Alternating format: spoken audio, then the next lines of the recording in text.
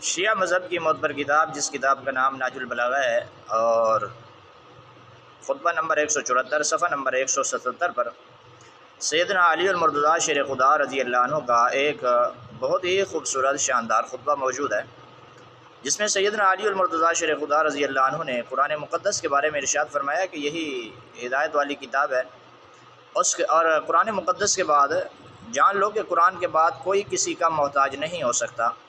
یعنی جب قرآن مقدس جیسی کتاب موجود ہو تو کسی امام کی، کسی ولی کی، کسی کی ضرورت ہی نہیں ہے، بلکہ انسان قرآن مقدس کو پڑھ کر ہدایت قبول کر لیتا ہے۔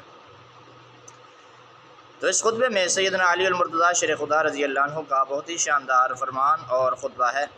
فرمایا کہ جان لو کہ یہ قرآن وہ ناصح ہے جو دھوکہ نہیں دیتا۔ فرمایا یہ وہ نصیحت کرنے والا ہے جو تقیہ نہیں کرتا، جو دھوکہ نہیں دیتا۔ فرمایا یہ وہ ناصح ہے جو دھوکہ نہیں دیتا، جبکہ امام تو دھوکہ دیتا ہے، امام تقیہ کرتا ہے، لوگوں کو دھوکہ دیتا ہے، لوگوں کو، خود اپنے شاگردوں کو بھی معلوم نہیں ہوتا کہ امام نے دھوکہ کیا اور کیا کیا۔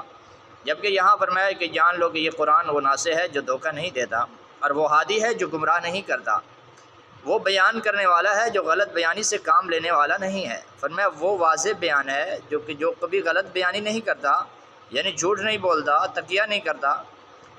فرمایا بالکل واضح بیان ہے جو غلط بیانی سے کام لینے والا نہیں ہے، کوئی شخص اس کے پاس نہیں بیٹھتا۔ فرمایا امام کے پاس بیٹھنے والے بہت سارے گمراہ بھی ہوتے ہیں، اور خود امام کو بھی معلوم نہیں ہوتا کہ میں ہدایت پر ہوں یا نہیں ہوں۔ جبکہ فرمایا قرآن ایسی کتاب ہے کہ کوئی شخص اس کے پاس نہیں بیٹھتا، مگر یہ کہ جب اٹھتا ہے تو ہدایت میں اضافہ کر لیتا ہے۔ جبکہ خود ائمہ کے بارے میں شیعہ مذہب کے خود ائمہ کے شاگرد اس بات کو بیان کرتے ہیں کہ ہم امام کے پاس بیٹھتے ہیں تو ہمارا دل ایسے پھٹنے لگتا ہے جیسے چھریوں سے اس کو کاٹا جا رہا ہے، یعنی امام اس قدر جھوٹ بولتا تھکتا ہی نہیں ہے۔